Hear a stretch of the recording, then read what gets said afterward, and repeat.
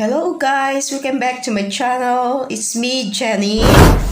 So for today's video, gagawa naman tayo ng kasaba ukoy. Ito ay masarap na merienda guys.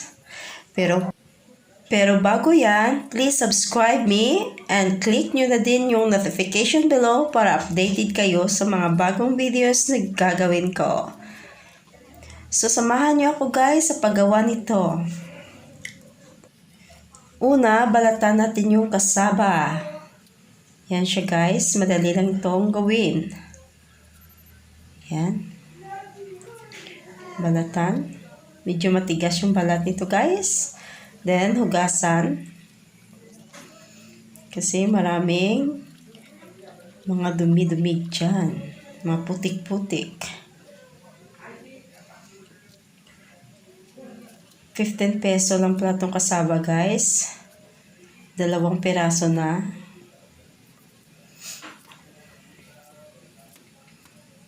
Yan na siya. Madali ang balat lang yan.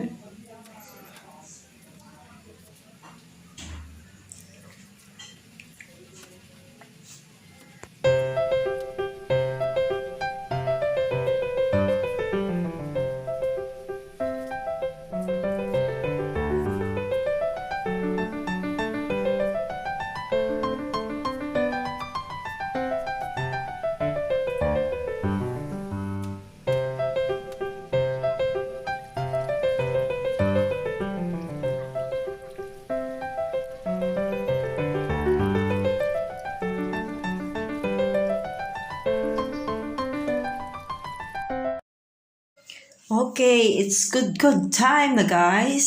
Yan. Good natin yung kasaba.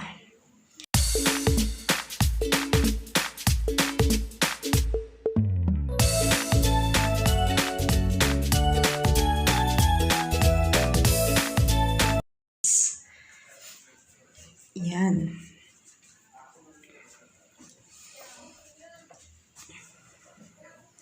Tapos, squeeze natin yung juice ng kasaba. Yan.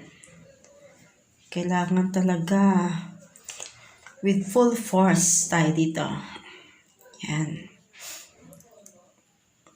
Yung malakasan. Yan, ganyan siya. Lamutakin. Yan. Para matanggal yung juice ng kasaba guys.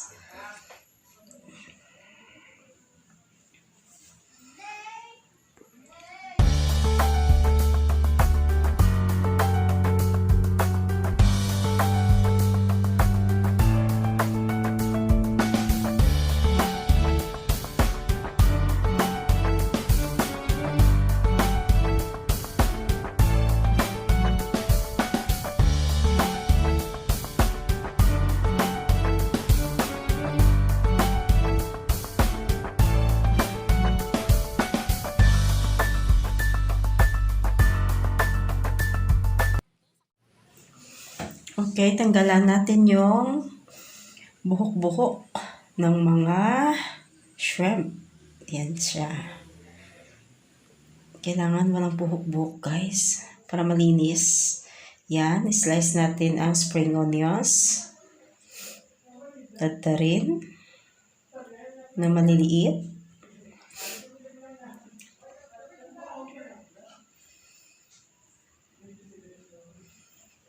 Then, onions. Ganyan din, yung pagdadad. Dapat maliliit guys.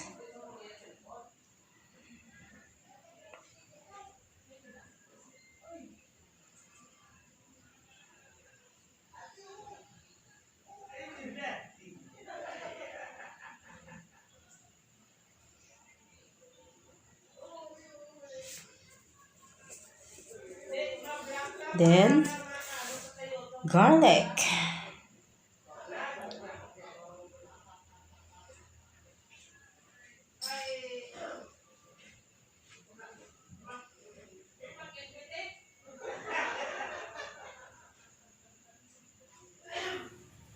Yan na siya guys.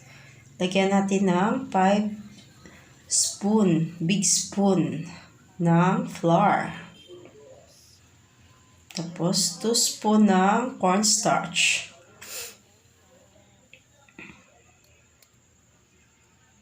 Isang malaking itlog. Mixed.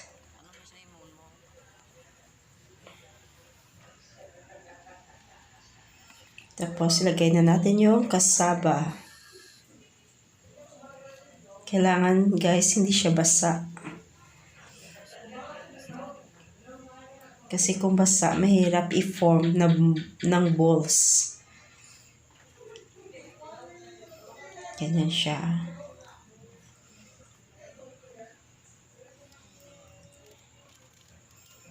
Mamaya magmamoist din naman yan.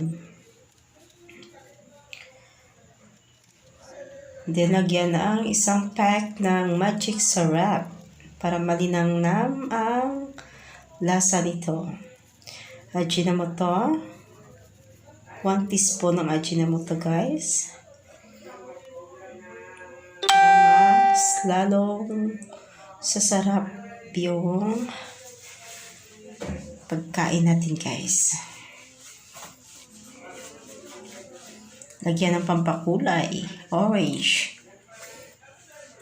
Pero ito lamang ay optional. Kung gusto nyo yung original na kulay, go kayo dyan. Ito pampa-attract lamang sa mata ng mga tao. 1 teaspoon ng salt.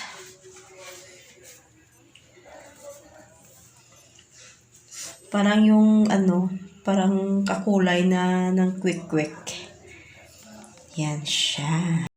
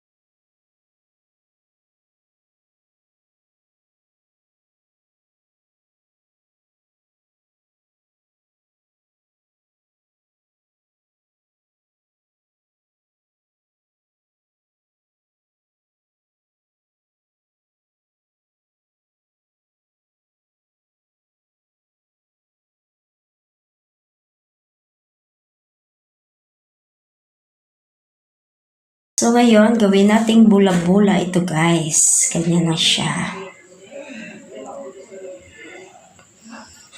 Yan. Malinis yung kamay ko, guys. Kakahugas ko lang. Yan na, guys. Kung gaano kalaki ang 5 pesos. Yan. Yan ang 5 pesos guys. Meron ka ng shrimp na maliit sa 5 pesos. Okay. Ganyan siya.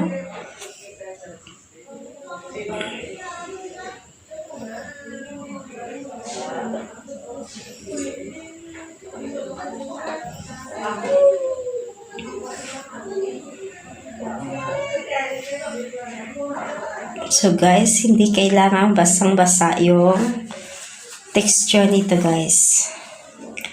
Para madali nyong ma-form na balls. Yan.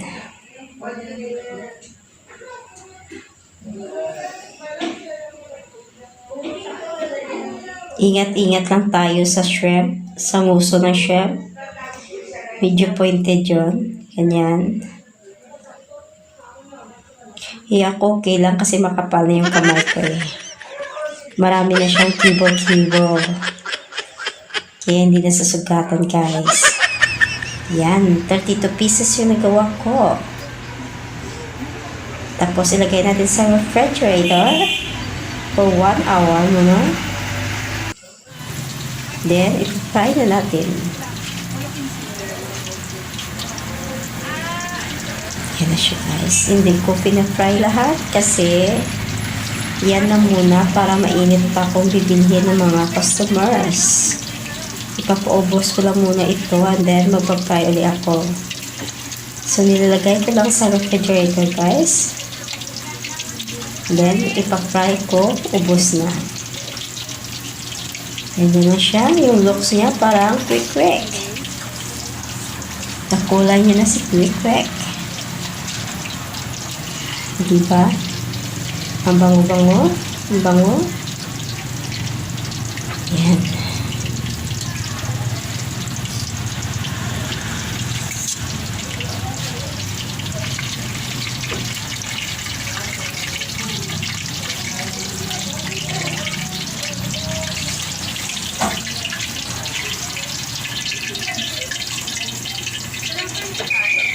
French fries na ba yun? Bango.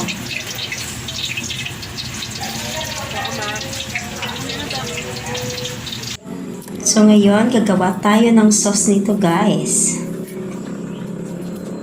Yung onions. I-chop natin yung onions. At saka siling mahaba.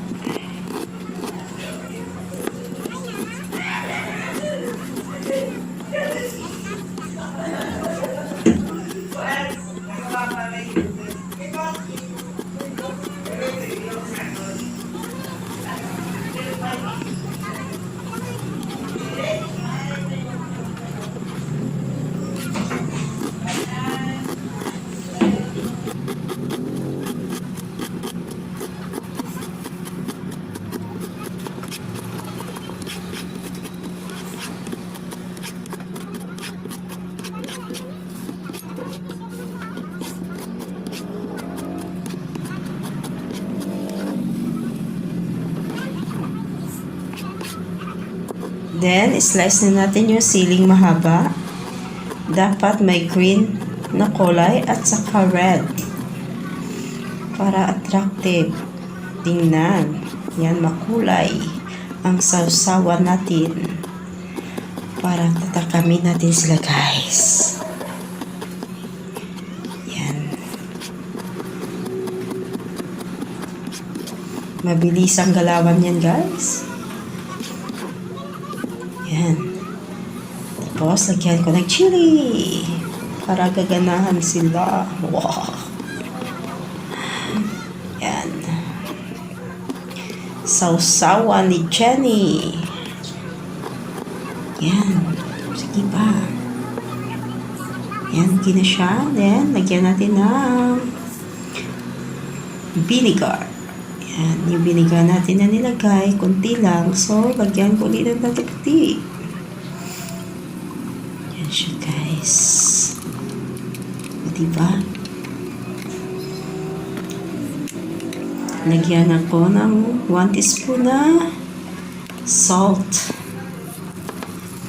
Then, para makumpleto, lagyan ko rin ng sugar. 1 spoon ng sugar. Mix it. Yan. Mix lang.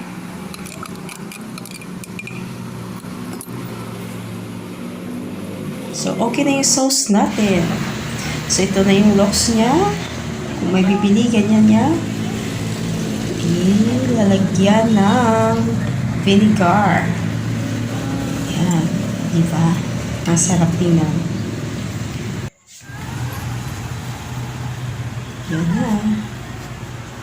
Sarap ng sausawan.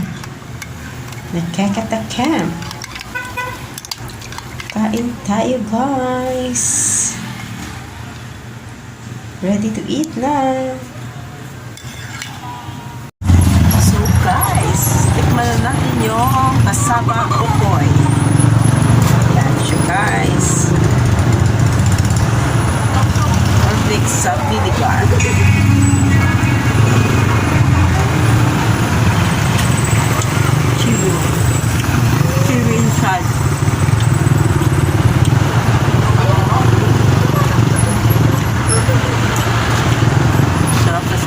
ito sa sauce.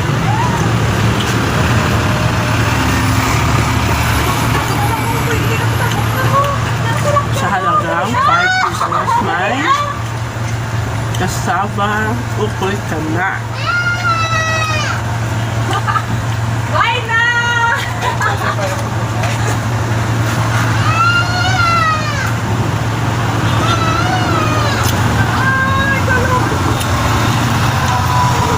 Pwede sa lamin.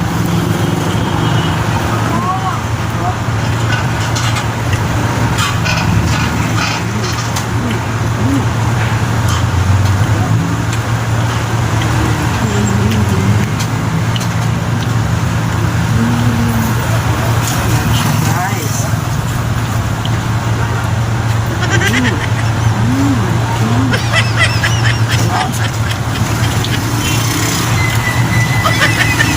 Thanks for watching, guys.